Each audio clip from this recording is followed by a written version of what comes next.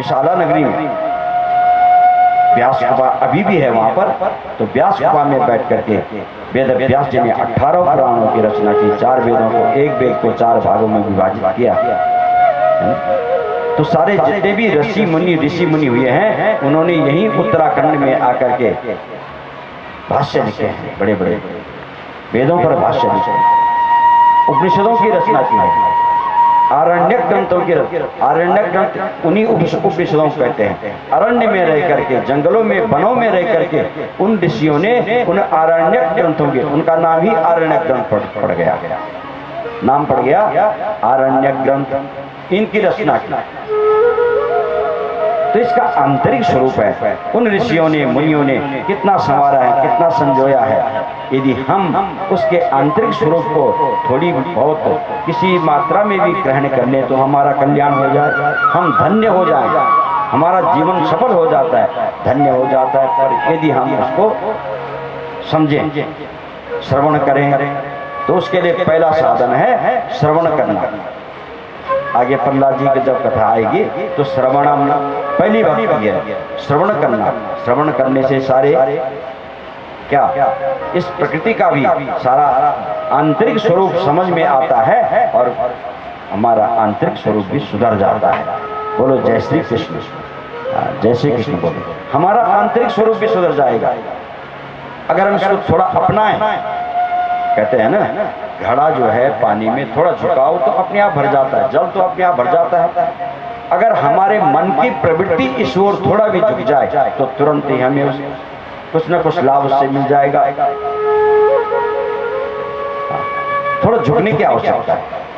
घड़ा झुका, पानी लबालब भर गया, ऐसे अपने को थोड़ा उस ओर झुकाया, उस मार्ग में झुकाया, तो अन्य मार्ग जो हमारे विषय हैं, वासनाएं हैं, ये सब अपने आप छूट जाते हैं और वो प्रभु का जो प्रेम रस है वो उसमें बढ़ जाएगा।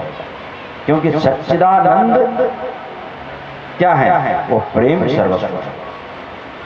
हाँ, प्रेम, क्योंकि परमात्मा का नाम है रसो, रस, रसो वही सब श्रुतियां कहती हैं, वो रस ही है। तो रस कैसे बन गया वो? ठीक है, वो भगवान है, ईश्वर है, कर्तुम अकर्तुम अन्यथा कर्तुम समर्थ है, स ईश्वर, वो प्रभु है, समर्थ है, ईश्वर है। तो रस कैसे बन गया? बोले रस इसलिए बन गया कि हम किसी भी विषय को जब सुनते हैं, देखते हैं, तो उसको देख करके हमारा मन पवित्र हो जाता है और द्रवित हो जाता है। हम कथा का श्रवण करेंगे तो मन द्रवित हो जाता है, पिघल जाता है। द्रवित होने का मतलब है पिघल जाता है, और मन के पिघल जाने से वह रसरूप हो जाता है। हाँ, तो जिस बात का हम चिंतन कर रहे हैं वह रस ही हमारे हृदय को द्रवित कर देता है, और उस द्रवित हृदय पर जो भी आकृति आएगी, जो भी चिंतन होगा, वो हमेशा हमेशा के लिए स्थिर हो जाएगा। द्रवित हृदय में लाक्षा होते हैं ना, लाख जिसको हम बोलते हैं, उस लाख को हम गलाते हैं, उस पे जो मुहर लगा देते हैं वही मुहर उसमें हमेशा के लिए स्थिर हो जाता है। ऐसे ही द्रवित हृदय में जब हृदय द्रवित हो जाता है तो वही द्रवित हृदय का नाम ही रस है, और रस स्वरूप परमात्मा उस रस स्वरूप हृदय में आ जाते हैं, रस के रूप में आ जाते हैं। वह भी रस है और वह भी हृदय भी रसवान हो गया, और स्वयं परमात्मा रस स्वरूप है, वह रस ही उसमें आ गया। क्योंकि रस का दूसरा नाम है प्रेम। हम प्रेम करते हैं संसार से, परिवार से करते हैं, पत्नी से करते हैं, पुत्रों से करते हैं, सबसे प्रेम करते हैं। तो प्रेम ही रसत्व को प्राप्त हो जाता है। हाँ, लेकिन ये संसार का रस, संसार का प्रेम, संसार का प्रेम तो कभी कभी बिगड़ भी जाता है। क्यों? स्वार्थ से। संसार में स्वार्थ होता है, चाहे वो पति हो, पत्नी हो, याज्ञवल्क्य जी अपनी पत्नी को शिक्षा देते हैं, नवा अरे पत्युः कामाय पति प्रियो भवति, आत्मनस्तु कामाय पति प्रियो भवति। देवी, पति के लिए पति प्रिय नहीं होता है। हाँ, नवा अरे पति कामाय पति प्रियो भवति, आत्मनस्तु कामाय पति प्रियो भवति। अपने लिए पति प्रिय होता है। क्यों? कैसे होता है कि पति जो है अगर पत्नी के अनुकूल काम कर रहा है, आचरण कर रहा है, तो पति प्रसन्न, पत्नी प्रसन्न। और अगर वो पत्नी के अनुकूल कार्य नहीं कर रहा है, कर्म नहीं कर रहा है, तो फिर अनमनी हो जाती है। ये संसार की रीति है। नवा अरे पत्युः कामाय पति प्रियो भवति, आत्मनस्तु कामाय पति प्रियो भवति। ऐसे ही पत्नी भी पति को प्रिय मानती है, लेकिन पति के लिए नहीं, अपने लिए प्रिय मानती है। पति अगर पत्नी के अनुकूल आचरण करता है तो पति से प्रेम करेगी, लेकिन पति अगर पत्नी के अनुकूल आचरण नहीं करेगा तो पत्नी उसको प्रिय नहीं मानेगी। क्यों? स्वार्थ सुर नर मुनि की है यह रीति, स्वार्थ लागी करहीं सब प्रीति। याज्ञवल्क्य जी का उपदेश है मनगढ़। तो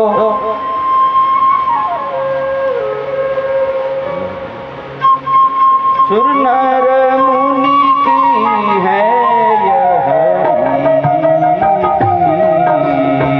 सुर नर मुनि सबकी यह रीति, सुर नर मुनि सबकी यह रीति, सुर नर मुनि सबकी यह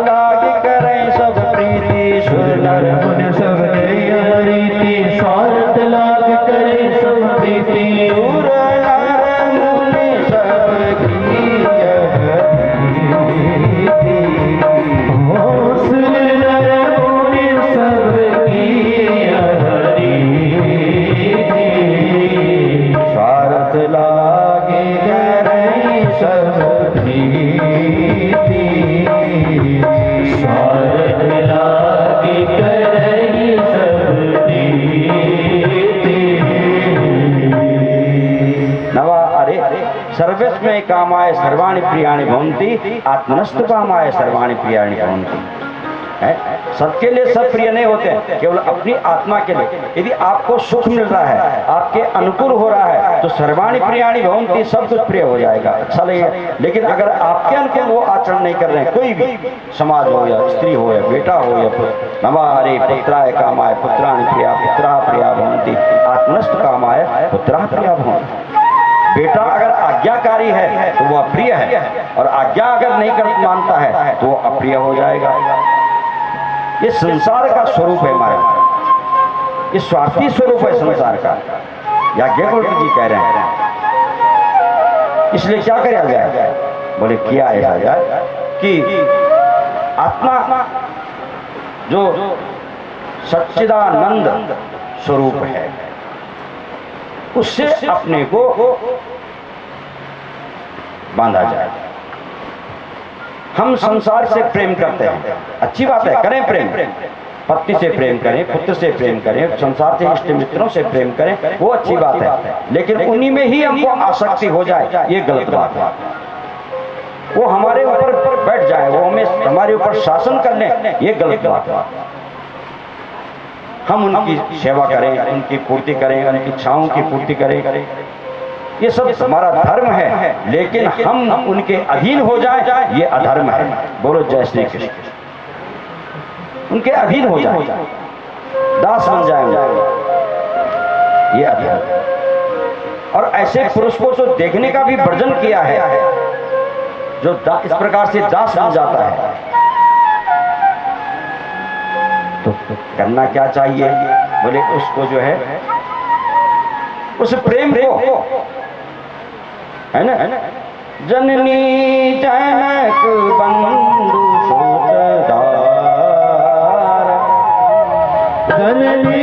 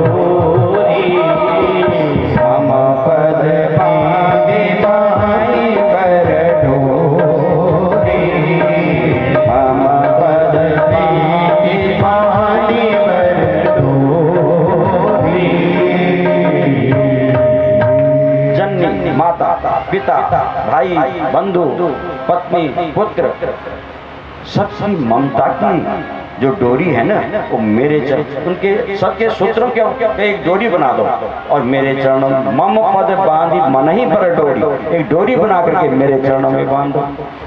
अरे करो दुनिया का व्यवहार, दुनिया का व्यवहार निभाओ, लेकिन मन से रूप निभान, है ना, बात करें लक्ष्मण जी से, लेकिन मन से रूप निभान, संसार की वार्ता करो, संसार का धर्म निभाओ पूरा। ये सामान्य धर्म है, सभी निभाना जानते हैं, पशु भी जानते हैं, पक्षी पक्षी भी जानते हैं। पशु पक्षी भी अपने बच्चों के लिए क्या लाते हैं, सुगा लाते हैं और उनकी पूर्ति करते हैं, उधर पूर्ति करते हैं। महाराज ये करिए आप, अच्छी बात है, लेकिन मम पद मन ही बांधी डोरी, मम पद बांधी डोरी, मेरे चरणों में बांधो इसको, इस डोरी को मेरे चरणों में बांधो। तो क्या हो जाएगा, बोले तुम्हारा जो संसार जी तुम्हारा राग है वो अनुराग में बदल जाएगा। बोलो जय श्री कृष्ण। हाँ, संसार के प्रति तुम्हारा जो राग है, संसार के प्रेम का नाम है राग, और भगवान में अगर वही प्रेम हो जाए तो उसका नाम हो जाता है अनुराग, और वही आनंद है, वही आनंदानुराग है। सच्चित आनंद, सच्चिदानंद, सत्य मने अविनाशी, है ना। भगवान की उद्घोषणा है, मैं तीनों कालों में अहम मेवा समेवाग्रे नान्यद् सत्तरम पश्चाद हम निरेचत सो विशिष्य यो विशिष्य। तो सोच में हम आगे चतुश्लोकी भागवत, वही सत्य स्वरूप है, अविनाशी स्वरूप है, अव्यक्त है और चित स्वरूप है, प्रकाश स्वरूप, सबको प्रकाश, सबको ज्ञान का प्रकाश देने वाला, सबके जीवन का दर्शन कराने वाला और आनंद स्वरूप है। इसी आनंद का नाम है रस। वही आनंद रस प्रकट हो जाएगा और आप उस आनंद रस में डूब जाएंगे, और डूब जाएंगे महाराज तो आजीवन उसमें गोते लगाएंगे, गोते लगाते लगाते आप डूब जाएंगे जब उसमें, उसी का रसपान आप करते रहेंगे। इसलिए आनंदानुराग का जो रस है, इसलिए परमात्मा का नाम कहते हैं रसो वैसा। वो रस ही तो है, सामान्य रस नहीं है, ऐसा रस है जो कभी समाप्त नहीं होता है। बड़ा दिव्य रस है। दुर्भगमात्म तत् दुर्भगमात्म तनिगमायत तनु श्रवण श्रवण चतामित रसा। परमात्मा का तत्व को जानना, परमात्मा के तत्व को जानना दुर्अवगम, दुर्बोध है, अत्यंत कठिन है। श्रुतियां कहती हैं वेद स्तुति में, दुर्अवगम आत्म तत्व निगमाय तवातन, आपके तत्व को जानना बहुत दुर्गम है। वेद नहीं जान सकते, सरस्वती नहीं जान सकती, शेष नहीं वर्णन कर सकते। हम में क्या सामर्थ्य जो परमात्मा के गुणों का वर्णन कर सके, है ना? लेकिन तवातनो, तो उस तत्व को जनाने के लिए आपके अवतार होते हैं। दुर्भगमात्म स्वनिगमाय तवातनो, आपके अवतार होते हैं, तब आप जनाते हैं, अपने को जनवाते। आगे उद्धव जी को ज्ञान दे दिया, उद्धव जी जाओ इस ज्ञान को संसार में दो। तो परमात्मा भगवान कह रहे हैं कि वो प्रेम की जो रस्सी है वो मेरे चरणों में बांध दो। मेरे चरण कमलों में अगर उस प्रेम के अपने मन के प्रवृत्ति को बांधोगे, मेरे चरणों में अपने प्रवृत्ति को तुम डालोगे, तो क्या होगा? मैं सच्चिदानंद स्वरूप तुमको भी सच्चिदानंद स्वरूप बना दूंगा। बोलो जय श्री कृष्ण। इसलिए कहा सच्चिदानंद रूपाय, वह परमात्मा सच्चिदानंद स्वरूप है, और उसको जो स्मरण करता है, वो समर्पित हो जाता है उसके प्रति, उसको भी वो सच्चिदानंद ही बना देता है। बोलो जय श्री कृष्ण। हाँ, जिन रूपों से वो क्या करता है, सत्वगुण रज को धारण करके ब्रह्मा विष्णु और महेश रूप से इस संसार का सृजन करता है, पालन करता है, और फिर अपने में लय कर देता है, विलीन कर देता है।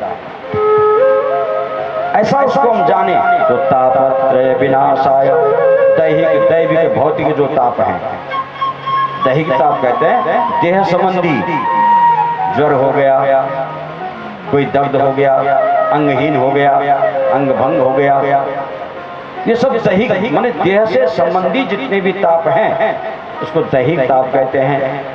और बहुत दैविक, दैव के द्वारा,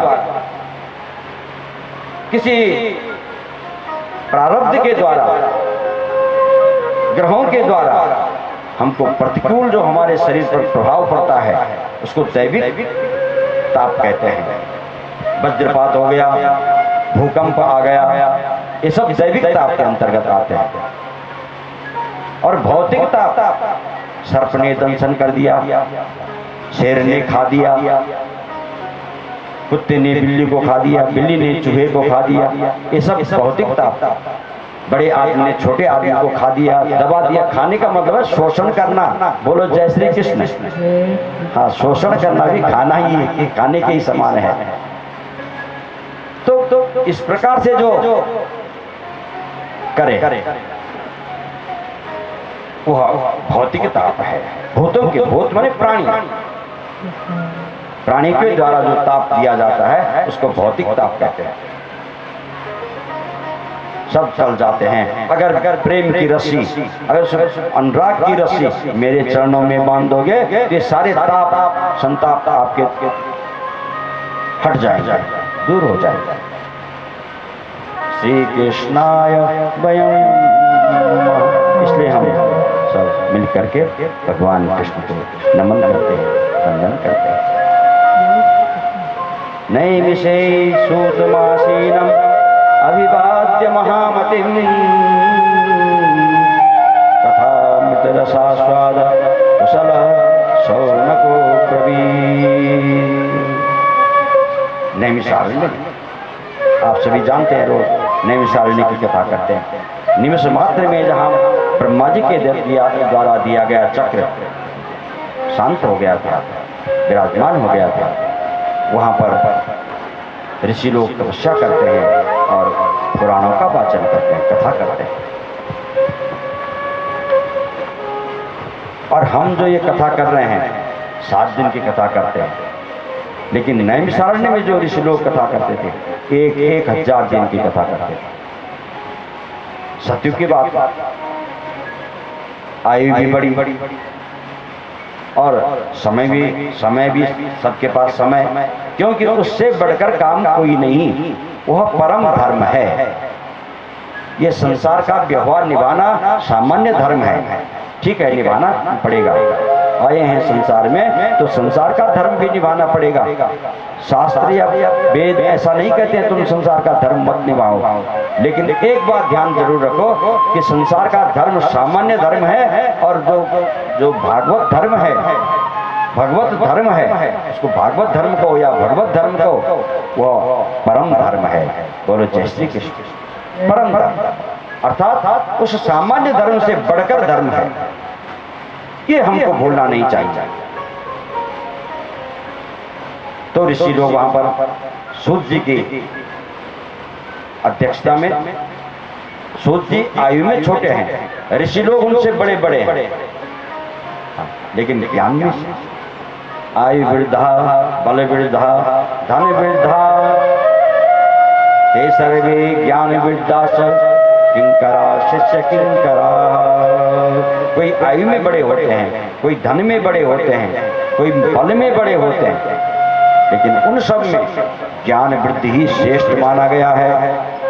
शास्त्रों ने उसी को माना जो ज्ञान वृद्ध है। तो आयु में तो भले ही सूत जी वृद्ध नहीं है, लेकिन ज्ञान में वृद्ध हैं, इसलिए ऋषि लोगों ने उनको नमन किया सूत जी को और कहा कि सूत जी आप हमको कोई कथा सुनाइए। पावनानां च पावनम कृष्ण प्राप्तिकरं सस्वल साधनम तद्वदाधुना। समस्त कल्याण करने वाले साधनों में जो सर्वश्रेष्ठ साधन हो, श्रेयसाम यद भवे श्रेय, और पावनानां च पावन पवित्र करने वाले साधनों में जो सर्वश्रेष्ठ पवित्र करने वाला साधन हो,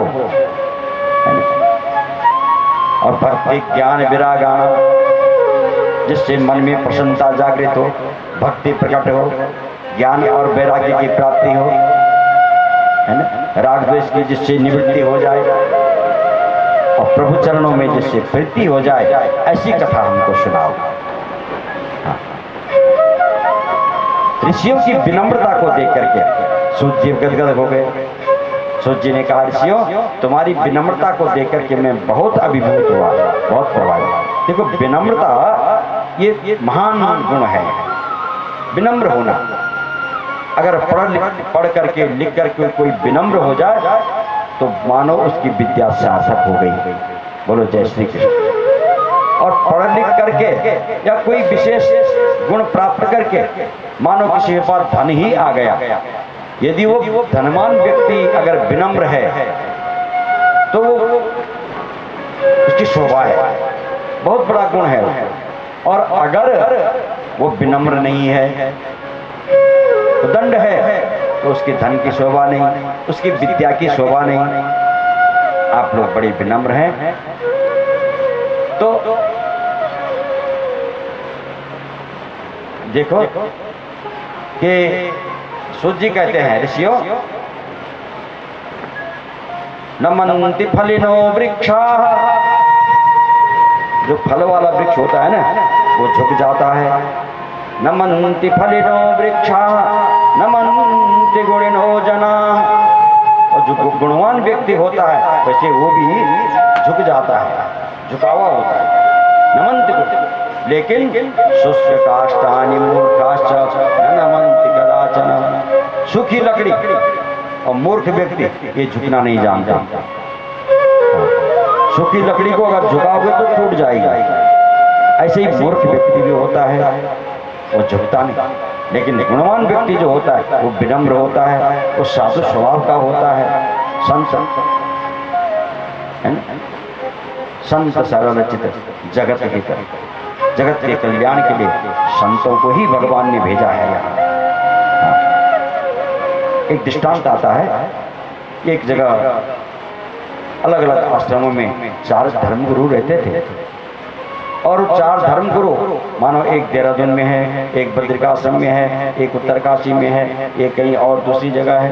अलग अलग स्थानों पर अपने धर्म का प्रचार कर रहे हैं। और एक दिन अचानक इस प्रकार सत्संग में कहीं मिल गए, चारों का मिलन हुआ। एक दूसरे को जानते थे, मिलन हुआ, एक धर्म थे, तो बैठे आपस में चर्चा हुई और आपस में वार्ता करने लगे। आप कौन सेवा करते हैं? आपका आश्रम कौन सी सेवा कर रहा है? एक धर्मगुरु ने कहा, महाराज मेरा आश्रम जितने दुनिया में वैज्ञानिक हैं, जितने अंतरिक्ष में जो है संशोधन ये कर रहे हैं, शोध कर रहे हैं, ये सब मेरे आश्रम की देन है। मैंने बड़े बड़े वैज्ञानिकों को तैयार किया है, मेरा आश्रम इतनी बड़ी सेवा कर रहा है। बहुत बहुत साधुवाद आपको। दूसरे को पूछा, महाराज आपका आश्रम? बोले मेरा आश्रम जो है जितने दुनिया में डॉक्टर होंगे, बैरिस्टर होंगे, है ना, वकील होंगे, है ना, जज होंगे, ये सब मेरे आश्रम की देन है। मैं मेरा आश्रम इन महान महान डॉक्टरों का, वकीलों का और इनका जजों का निर्माण कर रहा है। जहाँ भी आपको देश में प्रदेश में कहीं मिलेंगे कि आप क्या उस आश्रम की देन है, आपको उत्तर हाँ में मिलेगा। मैं उस आश्रम की देन, मेरा आश्रम ये सेवा कर रहा है। बहुत बहुत साधुवाद आपको भी। तीसरे को पूछा, महाराज आपका आश्रम कौन सी सेवा कर रहा है? तो तीसरे ने कहा, महाराज मैं डॉक्टर वैज्ञानिक को नहीं बना पाया, लेकिन जितने दुनिया में, हाँ इसी देश की बात नहीं, दुनिया में जितने ज्योतिषी मिलेंगे, जितने कर्मकांडी मिलेंगे, जितने आपके ये वेद पाठी मिलेंगे और जितने भागवती पंडित मिलेंगे, वो सब मेरे आश्रम की देन है। बहुत बहुत साधुवाद आपका, आपने बहुत अच्छा निर्माण किया। चौथा चुपचाप बैठा हुआ। अब चौथे को पूछा, महाराज आप भी बताइए आपका आश्रम क्या सेवा कर रहा है? चौथे ने कहा, प्रभु मेरा आश्रम न तो कोई डॉक्टर बना सका, न इंजीनियर बना सका, न वैज्ञानिक बना सका, न कोई पंडित भागवत कुछ नहीं सिखा सका। मेरा आश्रम छोटी मोटी सेवा कर रहा है। बोले क्या कर रहा है? बोले मेरे आश्रम से सरल व्यक्तियों का निर्माण होता है, सरल व्यक्तित्व का निर्माण होता है। सरल व्यक्तित्व वाले व्यक्ति आपको जहाँ भी मिलेंगे, आप पूछेंगे आप उस आश्रम की देन है, तो आपको उत्तर हाँ में मिलेगा, हम उस आश्रम की देन है। सरल होना बहुत बड़ी बात है। तीनों के तीनों उस महाराज के चरणों में गिर गए। हमने जो किया, हमारा आश्रम जो सेवा कर रहा है, वो आपके सामने कुछ भी नहीं महाराज। अगर कोई व्यक्ति सरल प्रवृत्ति का हो जाए, वो समाज को सुधार सकता है, वो समाज का जो है गुरु बन सकता है, वो समाज का मार्गदर्शक बन सकता है, अगर कोई सरल प्रकृति वाला व्यक्ति हो जाए। अकड़न तो मुर्दे में भी होती है, सरल स्वभाव। हम घरों में कहते हैं, हमारा घरेलू एक लहजा है, कहावत है कि सोने की तरह, सोना इधर मोड़ो या उधर, बोलते ही नहीं बोलते, सोने को जहां मोड़ो मुड़ जाएगा। ऐसे ही सरल व्यक्ति को भी, और यहाँ भी सोची वही बात कह रहे हैं, न मनंति गुणिनो जनाः, गुणवान व्यक्ति वह विनम्र होता है। ऋषियों आप कितने विनम्र हैं, कितनी विनम्र वाणी में आप प्रश्न कर रहे हैं। कोई ऋषि सामान्य थोड़ी है। शौनक जी जिसमें श्रेष्ठ है, शौनक आदि 88,000 ऋषि है। ऋषि क्यों कहते हैं? ऋषयः मंत्र दष्टार, समस्त मंत्र विज्ञान जिनके पास है। मंत्र का विज्ञान, मंत्र जानना अलग चीज है, मंत्र के विज्ञान को समझना अलग चीज है। मंत्र का विज्ञान जिन्होंने समझा है और आत्मसात किया है, मंत्र का विज्ञान, ऐसे ऋषि सामान्य बात। जन कल्याण के लिए कर किस रहे हैं, किस लिए कर रहे हैं? जन कल्याण के लिए, समाज के निर्माण के लिए, एक सभ्य और शिष्ट समाज के निर्माण के लिए ऋषि लोग जो है कर्म कर रहे हैं। हजारों दिनों तक अनुष्ठान कर रहे हैं। बहुत प्रसन्न हुए सूर्य जी, तो मैं तुमको कथा श्रवण कराता हूँ। काल प्यार मुख त्रास निर्नाश हेतवे, श्रीमद् भागवतम शास्त्रम कलो कीरेण भाषितम। कीर कहते हैं तोते को, कीरेण भाषितम, तोते जी ने एक जो है क्या श्रीमद् भागवत का वाचन किया है। किस लिए? बोलिए संसार काल रूपी अजगर के मुख में जा रहा है, जा रहा कि नहीं जा रहा? पर जब कुछ नहीं किया, इस जीवन को सार्थक नहीं बनाया, इस जीवन के उद्देश्य को नहीं जाना, तो जैसा आया वैसा चला गया। लेकिन जिसने जीवन को समझा, जीवन को जिसने समझ लिया, वह आता तो खाली हाथ है, एक समान राजा हो या रंग हो, एक समान जन्म लेते हैं, खाली हाथ आते हैं, लेकिन जाना अलग अलग होता है, अलग अलग जाते हैं। जिसने जीवन को समझा और जीवन के उद्देश्य को पूर्ण किया, वो मुट्ठी बांध करके जाता है, मुट्ठियों में कुछ बांध के ले जाता है। क्या ले जाता है? पुण्य ले जाता है, धर्म ले जाता है, सत्कर्मों को लेकर के जाता है। और जिसने कुछ नहीं किया, वह जैसा आया था वैसा ही चला जाएगा, काल के मुख में चला जाए। सबने जाना सबने है। तो वो जैसा आया वैसा न चला जाए, कुछ न कुछ जीवन को समझ ले, अपने को जान ले, पहचान ले। इसलिए सुखदेव जी ने, सुखदेव जी महाराज ने, बोले सुखदेव जी भगवान की जय, क्या किया? बोले श्रीमद् भागवत का वाचन किया। इसके वाचन से सबका कल्याण हो जाएगा। और सूत जी कहते हैं, ऋषियों, ये श्रीमद् भागवत कोई सामान्य नहीं। जब सुखदेव जी महाराज परीक्षित को श्रीमद् भागवत की कथा का श्रवण करा रहे थे, तो देवता लोग आ गए।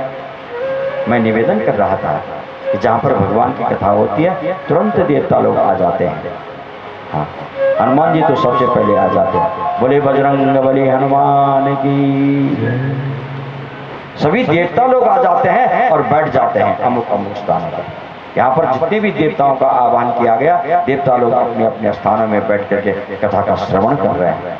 भगवान की महिमा ही ऐसी है। कौन निर्वृतो हरि कथा सुरतिम न कुरिया। कौन ऐसा, वो देवता हो या गंधर्व हो, किन्नर हो या मनुष्य हो, कौन है, चाहे वो निर्वृत्त हो, निवृत्ति परायण हो, अर्थात वीतराग महायोगी मुनीन्द्रगण हो, हरि कथा सुरतिम न कुरियात। रति माने प्रीति। ऐसा कोई नहीं जन्मा है संसार में आज तक। सुखदेव जैसे महात्मा वीतराग योगी, अभी कथा आगे आएगी। भगवान के चरित्र से, भगवान के गुणों से अभिभूत होकर के चल पड़े पिता की। एक बार तो चले गए थे। यम प्रजंत मनपेत अपेत कृत्यम द्वैपायनो विरह कातर आजुभाव पुत्रेति तन्मयतया तरवो विनेदो तम सर्वभूत हृदयम्। अरे महाराज, सिर और सिर से पैर तक हम आपको बंधन करते हैं।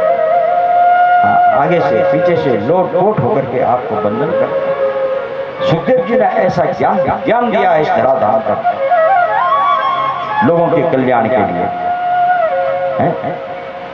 और जो जन्म लेते ही सीधे चले गए, बोले हम विश्व तेजस प्राज्ञ तुर्य इन अवस्थाओं को प्राप्त हम जो है स्वीकार नहीं करेंगे। हम वर्णाश्रमों को भी, ब्राह्मण हो, क्षत्रिय, वैश्य, शूद्र आदि वर्ण व्यवस्था को भी स्वीकार नहीं करेंगे। एकदम प्रवर्ज्या कहते हैं, संन्यास धारण करके सुखदेव जी जंगल को चले गए। और वो सुखदेव जी जब व्यास जी ने जब भागवत की रचना की और शिष्यों के द्वारा उनको एक आध श्लोक सुनाया, तो तुरंत वापस हो गए। को निर्वृतो हरि कथा सुरतिम न कुरिया। ऐसा निवृत्ति परायण कौन सा महात्मा है सुखदेव सरी के, जो तुरंत वापस न हो जाए, भगवान के चरित्र से रति न करें, अर्थात प्रेम न करें। भगवान के गुण ही ऐसे विलक्षण हैं, ऐसे अद्भुत गुण हैं भगवान के कि निवृत्ति परायण, विधि सीमाओं को जो पार कर गए हैं मुनीन्द्रगण, केवल हृदय में ही उस दिव्य स्वरूप का ध्यान चिंतन करते हैं। और वो भी जब भगवान के गुणों का और भगवान के अंगों का, आभूषणों का और भगवान के स्वरूप का जब वर्णन सुनते हैं, सच्चिदानंद रूपाय, ये है भगवान का श्री विग्रह, इसका जब स्वरूप सुनते हैं तो तुरंत वापस आ जाते हैं और भगवान के गुण में रम जाते हैं। ऐसी लक्षण शक्ति है भगवान के स्वरूप में। तो ऋषियों, कथा हो रही थी तो परीक्षित को सुना रहे थे। देवता लोग आ गए और खाली हाथ नहीं आए हमारे। क्या लाए? अमृत कलश लाए। सुखदेव जी ने कहा, ये क्यों आए हो? बोले महाराज कथा सुनने आए हैं। हाँ सुन लो कथा, पर हमारा निवेदन ये अमृत आप ले लो। इसका क्या करें? बोले इसको परीक्षित को पिला दो। परीक्षित के 7 दिन में मृत्यु होनी है, उनको पिला दो और हमको इसके बदले कथामृत का पान, वो है स्वर्ग का सुधामृत कहते हैं उसको, वो है सुधामृत। और ये यहाँ क्या है जो सुखदेव जी सुना रहे हैं, वो है कथामृत। कथामृत के बदले सुधामृत। सुखदेव जी ने कहा है ना, क्वकाचः क्वमणिर्महान् क्वसुधा क्वकथा लोके क्वकाचः क्वमणिर्महान् ब्रह्मरातो विचार्येव तदा देवान् जहासः। कहा तो कांच का टुकड़ा और कहा मणि। हमारी कथा मणि है, इनका ये जो अमृत है ये कांच का टुकड़ा है, और ये मणि के बदले हमें कांच का टुकड़ा देना चाहते हैं। न ददौ स कथा अमृत, उन्होंने कहा नहीं, अब आपको कथा ने सुनानी है, भगो आप। और भगा दिया देवताओं का। देवता लोग ब्रह्मा जी के पास गए, ब्रह्मा जी आज तो हमारी ऐसी बेइज्जती हुई है, ऐसी बेइज्जती हुई है। बोले क्या हुआ? कथा सुन रहे थे और कथा के बदले हम अमृत भी ले गए थे, और हमारे अमृत को कांच कह दिया, अपनी कथा को मणि कह दिया। महाराज इतना अन्याय हमने आज तक नहीं देखा। तो ब्रह्मा जी ने कहा तो देखो 7 दिन का परिणाम क्या होता है। परीक्षित को 7 दिन तक कथा सुनानी है, देखते हैं 7 दिन का परिणाम क्या होता है। तो 7 दिन की प्रतीक्षा की, तो क्या हुआ 7 दिन में? राज्ञो मोक्षो मोक्षम तदावीक्ष पुराधातापि विस्मितः सत्यलोके तुलां बद्ध्वा तोलयत् साधनान्यजः। सत्यलोके तुलां बद्ध्वा ब्रह्मा जी विस्मित हो गए राजा का मोक्ष देख करके। 7 दिन में परीक्षित चतुर्भुज नारायण का रूप धारण करके वैकुंठ धाम को चले गए। ये दृश्य जब देखा, पुराधाता है ना, एक तराजू मंगाई, जरा सारे शास्त्र एक पढ़ने में रखो, भागवत को एक पढ़ने में रखो। तो पढ़ने में रखा तो भागवत का पढ़ना भारी रहा, अन्य सारे शास्त्र वेद पुराण सब नीचे रह गए, ऊपर ही रहे, हिलते रहे। तो ततो ऋषिगणः सर्वे विस्मयं परमं ययुः। ऋषिगण भी देवतागण भी सब विस्मित हो गए। वास्तव में भागवत की महिमा अपार है। किम सुतये बहुभी शास्त्र, अन्य शास्त्रों की महिमा भागवत की महिमा के सामने बहुत तुच्छ है, बहुत निम्न है, नीचे है। ये जब देखा, और वो अमृत भी सामान्य नहीं था हमारा। देखो देवताओं ने और दैत्यों ने जब समुद्र का मंथन किया तो कितनी परेशानी से, कितनी मेहनत से जो है अमृत को निकाला समुद्र से। बोले आप कितनी मेहनत से निकाला वो अमृत। लेकिन वो अमृत क्या करते हैं? सुरक्षित रखा। किसको पिलाते हैं? जो स्वर्ग में जाता है। स्वर्ग में कौन जाता है? जो पुण्य करता है, यहाँ सत्कर्म करता है, फिर वो सत्कर्मों के प्रभाव से स्वर्ग में पहुंच जाता है, वहां उसको अमृत पिलाया जाता है। हमारे संत तो कहते हैं कि अरे पिलाते उलाते कुछ नहीं, थोड़ी थोड़ी सुना देते होंगे, बड़ी कृपणता से काम लेते हैं। क्यों? अरे एक ही कलश तो निकला था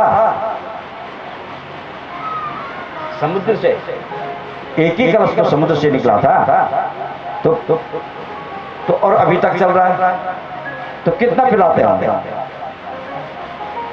बड़ा कंजूसी से काम करते हैं। कंजूस भी होते हैं, कंजूसी से भी कभी काम करना पड़ता है। लेकिन किसी का स्वभाव होता है कि जो उदारता से काम करता है, और कोई कृपण होता है उसका स्वभाव भी नहीं बदलता है। एक दृष्टांत मिलता है, 4 व्यक्ति थे, बड़े कृपण थे, कंजूस थे, व्यय करते ही नहीं थे, धनवान भी थे लेकिन व्यय नहीं करते। लोग सब उनको कंजूस कहते थे।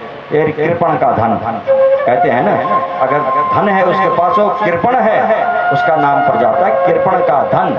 अगर धन है तो धन की शोभा बढ़ाओ, धन है तो दान करो, धन है तो उपभोग करो, नहीं तो धन की तीसरी गति है नाश,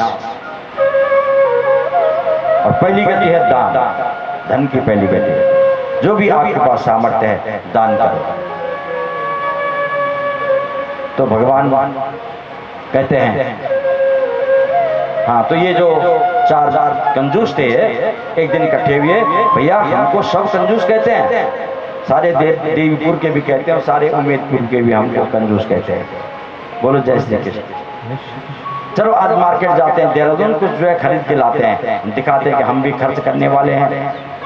गए देहरादून चले गए, बाजार क्या खरीदा जाए, क्या खरीदा जाए, क्या खरीदा जाए, किसने कुछ कहा, किसने कुछ कहा। एक ने कहा भैया घी खरीद लेते हैं, अरे खाएंगे भी, जरा तंदुरुस्ती भी रहेगी, ताकत भी रहेगी, ऊर्जा भी रहेगी, घी खरीद लेते हैं। तो सबने आधा आधा किलो घी खरीद लिया, चारों, हाँ खरीद लेते हैं। घर आए और अपने अपने घरों में उसका उपयोग करने लगे। एक माह बाद फिर कटे हुए चारों, भैया तुम्हारा घी क्या समाप्त हो गया कि चल रहा है? बोले हाँ बीमार तो चल रहा है। कैसे चलाते हो?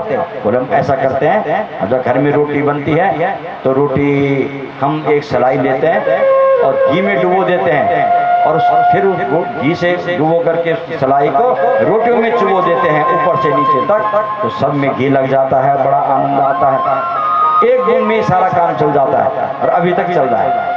अरे भैया तुम तो बहुत खर्चीले हो, और तुम कैसा करते हो?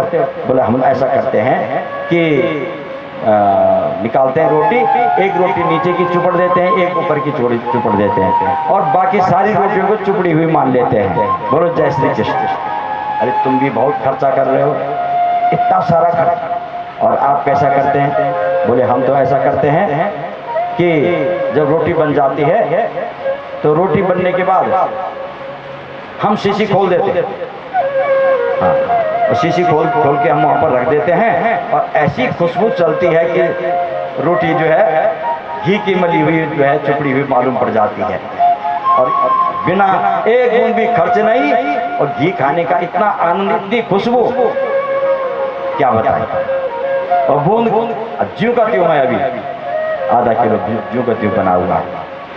ऐसे ही चौथे ने भी कहा महाराज हम भी बस हम तो खाली शीशी ये करके खोल करके और हम भी ऐसी ही सुगंधी लेते हैं और बड़ा मन प्रसन्न हो जाता है उसकी सुगंधी से, तो रोटी में लगाने की आवश्यकता है ही नहीं। तो ये कृपणता, अच्छा ये तो एक विनोद की बात है, तो कृपणता तो परमात्मा के लिए भी जो अपने शरीर को अर्पित नहीं करता है वो भी कृपण है। बोलो जय श्री कृष्ण। हाँ हाँ, अपने कर्तव्य का भी जो पालन नहीं करता है वो भी कृपण है ना। भगवान कृष्ण ने अर्जुन को कहा ना, कुतस्त्वा कस्मलमिदं विषमे समुपस्थितम् अनार्यजुष्टम् अस्वर्ग्यम् अकीर्तिकरम् अर्जुन। अरे तुझे ये कृपणता कहाँ से आ गई? कुतस्त्वा कस्मलमिदं, इससे तो न तो स्वर्ग की प्राप्ति होगी न कीर्ति ही तुझे मिलेगी, है ना। अनार्यजुष्टम, ये श्रेष्ठ पुरुषों के द्वारा आचरण किया जाने वाला आचरण नहीं है, ये तो निकृष्ट से निकृष्ट लोगों के द्वारा किया जाने वाला कर्म है, आचरण है। ये आचरण तुझे कहाँ से आ गया? तेरा मातृकुल पवित्र है, तेरा पितृकुल पवित्र है ना। ये भी तो संस्कार बनते हैं ना जीवन में, मातृकुल पवित्र हो, पितृकुल पवित्र हो, है ना, अपना कर्म भी उत्तम हो, तो जीवन सफल हो जाता है, धन्य हो जाता है। तेरा मातृकुल पवित्र, पितृकुल पवित्र, तो ये तुझे कहाँ से जो है ये कृपणता आ गई तेरे अंदर? तो उस अविनाशी को न जानना, उसको जानने के मार्ग में न चलना, वो भी कृपणता है। तो कृपणता नहीं होनी चाहिए, कंजूसी नहीं होनी चाहिए, धर्म में, कर्म में, दान में, यज्ञ में, प्रेम में। बोलो जय श्री कृष्ण। सबसे बढ़कर से बढ़कर है धर्म है, क्या है? प्रेम। उस प्रेम में कंजूसी नहीं होनी चाहिए। हाँ, जितना लुटा सकते हो लुटाओ, प्रेम वही परमात्मा का रूप है, और तब वो प्रेम व्यापक बन जाता है। हम जब अपने बच्चे के समान दूसरे बच्चों से भी प्रेम करेंगे तो हमारा प्रेम व्यापक बन जाएगा, और जब बच्चों में हमारा प्रेम हो जाता है औरों में भी हो जाएगा, है ना। और सर्वत्र हमारा प्रेम, प्राणी मात्र में वही प्रेम बन जाएगा। तो प्राणी मात्र में प्रेम हो जाना ही परमात्मा प्रेम है। हाँ। सिया राम मैं सब जग जान, सब जग जान, सिया राम मैं सब जग जानी, सिया राम मैं सब जग जानी, करहि प्रणाम जोरी जग भानी, करहि प्रणाम जोरी जग भानी, करहि प्रणाम जोरी जुग पानी, करहि प्रणाम जोरी जग पानी। तो अमृत तब से अब तक चल रहा है, इसका मतलब वो कृपणता करते हैं। हाँ, कृपणता करते हैं, अब तक चल। हालांकि वो अमृत भी सामान्य नहीं है। कैसे प्राप्त हुआ था वो अमृत? बोले महाभारत का प्रसंग है संकेत रूप में कि कद्रू और विनता दोनों सपत्नियां थी और कद्रू की दासी बन गई थी किसी कारणवश विनीता। विनीता गरुड़ की मां और कद्रू सर्पों की मां। तो सर्पों की मां जो कद्रू है उसकी दासी बन गई विनीता, गरुड़ की मां। अब दासत्व से मुक्ति कैसे मिले? सर्प चाहे तो गरुड़ के कहें आओ, बैठ गए गरुड़ के ऊपर, उड़ो, ले जाओ हमको वहां। एक दिन गरुड़ ने कहा मां मैं इतना बलवान हूं, इतना सामर्थ्य रखता हूं, फिर भी मैं इन सर्पों का दास हूं। ये दासत्व से मुक्ति कैसे मिलेगी? दासत्व से मुक्ति कैसे मिलेगी? तो गरुड़ों की मां ने कहा, गरुड़ की मां ने कहा बेटा दासत्व से तो मुक्ति तो मिल सकती है अगर तू स्वर्ग से अमृत यहां लाए। मां मैं आपके लिए कुछ भी करने के लिए तैयार हूं, कर सकता हूं। चले गए गरुड़ स्वर्ग लोक और देवताओं को चुनौती दी। देवता लोग युद्ध करने के लिए तैयार हो गए। इंद्र वज्र तान कर खड़ा हो गया, लेकिन आज गरुड़ को हराने में कोई समर्थ नहीं। कोई भी देवता, चाहे वो वायु हो, चाहे वो अग्नि हो, चाहे वो सूर्य हो, चाहे चंद्रमा हो, चाहे स्वयं इंद्र हो, कोई किसी में सामर्थ्य नहीं जो गरुड़ को पराजित कर सके। अंत में देवता लोगों ने समझा कि नहीं, ये तो आज कुछ भी करने वाले नहीं मानेंगे। तब उन्होंने उनके बीच में, इंद्र और गरुड़ के बीच में कुछ गुप्तगू हुई और इंद्र ने गरुड़ जी को अमृत दे दिया, है ना? वही अमृत है भाई, जो जिसकी रक्षा कहाँ प्रयाग में हो या हरिद्वार में हो, सूर्य ने, चंद्रमा ने, बृहस्पति इन्होंने की। तब वहां जो है क्या लगता है 12वें वर्ष या 6वें वर्ष में कुंभ होता है। वो घड़ा था, वो लाए थे, जहां उसकी बूंदें गिरी वहां सूर्य, चंद्रमा, बृहस्पति ने उसकी रक्षा की। यहां दे दिया उनको। गरुड़ ने कद्रू को जो सर्पों की मां थी उसको अमृत दे दिया और कद्रू ने कहा जाओ तुम हमारे दासत्व से मुक्त हुए, तुम्हारी मां और तुम भी अब स्वतंत्र हो गए हमारे दास। और तुरंत वहां इंद्र प्रकट हुए और अमृत के कलश घड़े को उठा करके ले गए। बोलो जय श्री कृष्ण। यही उनमें जो है आपसी समन्वय हुआ था, सामान्य नहीं। हाँ, तब पिलाते हैं उनको जो स्वर्ग जाते हैं, सुंगाते हैं या पिलाते हैं, है ना? परंतु ये सुखदेव जी ने उसको कांच क्यों कहा? कांच इसलिए कहा कि जो अमृत पी करके स्वर्ग में जो अमृत पीते हैं महाराज, उनके गले में एक माला डाल दी जाती है, हरी माला, हरे पत्तों की वन माला डाली जाती है। और जब उनके पुण्य क्षीण होते हैं वो माला जो है सूखने लगती है। क्षीणे पुण्य मर्त्य लोके विशंति, तब वो फिर मृत्यु लोक में यहाँ जन्म लेते हैं, यहीं जन्म आते हैं।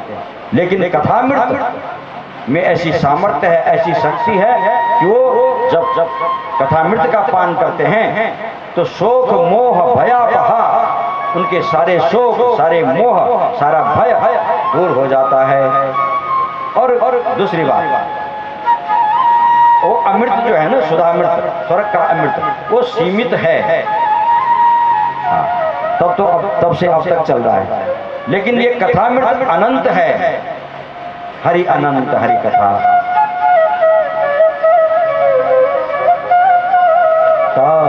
हरि अनंत हरि कथा, अनंत हरि अनंत हरि कथा, हरि अनंत हरि कथा, अनंत हरि अनंत हरि कथा, अनंत कहीं सुनहि कहीं सब शंका, कहीं सुनहि जानहि सब शंका, कहीं सुनहि जानहि सब शंका।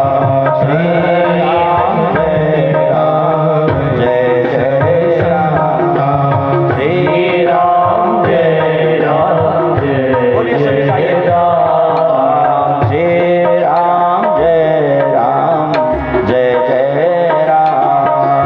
श्री राम जय राम जय जय राम, श्री राम जय राम जय जय राम, श्री राम जय राम जय जय राम, श्री राम जय राम जय जय राम,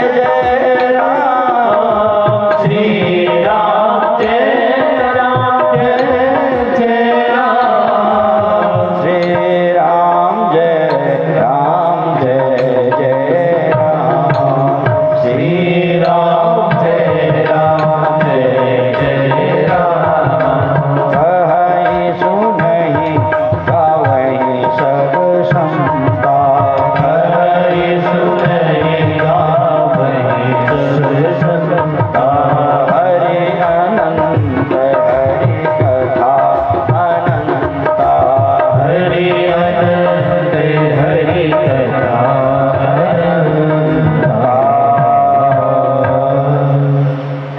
अनंत है, असीमित है भगवान की कथा।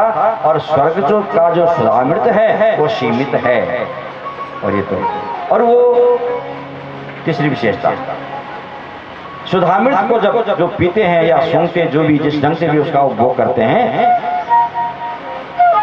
जब वो उनका वहां पुण्य क्षीण हो जाता है और उनकी माला सूखने लगती है और मृत्यु के लोग पुनर्आगमन के लिए तैयारी करते हैं, तो क्या होता है, बोले शोक मोह और भय से व्याप्त हो जाते हैं। और यहाँ बोले यस्याम वै श्रूयमाणायाम कृष्ण परम पुरुषे भक्तिरुत्पद्यन्ते पुंसाम शोक मोह भयापहा। जैसे भी जिसकी मति बुद्धि भगवान के श्री चरणों में लग जाती है और कथा श्रवण के लिए कान तत्पर हो जाते हैं। महाराज पृथ्वी ने तो कहा था कि 1000 कान दीजिए प्रभु, मुझे 2 कानों से तृप्ति नहीं हो रही है। ऐसी चीज की इच्छा हो जाए, दृढ़ इच्छा सुनने की, तो शोक मोह भयापहा, उसका शोक, उसका मोह, उसका भय एकदम दूर हो जाता है। तो कितना अंतर है। इसलिए कहा वकाचः क्व मणिर्महान, कहाँ तो तुम्हारा कांच का टुकड़ा और कहाँ हमारी मणि, कांच के बदले मणि ले जाते हो। तो महाराज ये भागवत जो हमको सुना रहे हो, ये पहले इस धरती पर कैसे आई? बोले सर है ना, प्रथम सनत कुमार ने ये कथा नारद जी को सुनाई। श्रुतम में तत्सुरर्षिणा, देवर्षि नारद ने ये कथा सर्वप्रथम सुनी सनत कुमार से, देवर्षि नारद ने। और 7 दिन तक कहते देवर्षि नारद तो स गोदोहन मात्रम ही है ना, गोदोहन मात्रम ही गृह सुगृह में दिना। नारद जी तो एक घर पे कितना रहते हैं? 6 मिनट। 6 मिनट एक गाय को धोने में जितना टाइम लगता है, ऐसे लगते होंगे 6-5-6 मिनट। जितने देर में, जितने मिनट में गाय दुही जाते, इतने समय तक नारद जी एक घर में रहते हैं और उसके बाद चल पड़ते हैं। तो 7 दिन तक कैसे रहे? तो फिर सूत जी श्रवण करवाते हैं नारद जी के बारे में। एकदा हि विशालायाम चत्वारि ऋषयो मला सत्संगार्थं समायाता ददृशो तत्र नारदम। श्रवण मार्ग का काम क्या है? सत्संग करना है। सत्संग से क्या होता है? सत माने होता है परमात्मा। अभी आपने सर्वप्रथम श्लोक सुना तो सत शब्द से ही प्रारंभ हुआ। सच्चिदानंद रूपाय सत्य चित्त और आनंद। तो सत्संग का ही वर्णन सुना तो सत्संग से परमात्मा की प्राप्ति हो जाती है ना। श्याम तुझे मिलने का सत्संग नहीं बहाना है।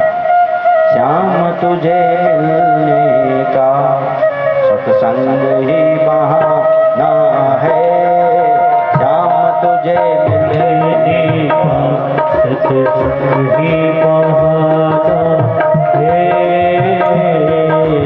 श्याम तुझे मिलने का सत्संग ही बहाना है। श्याम तुझे मिलने का सत्संग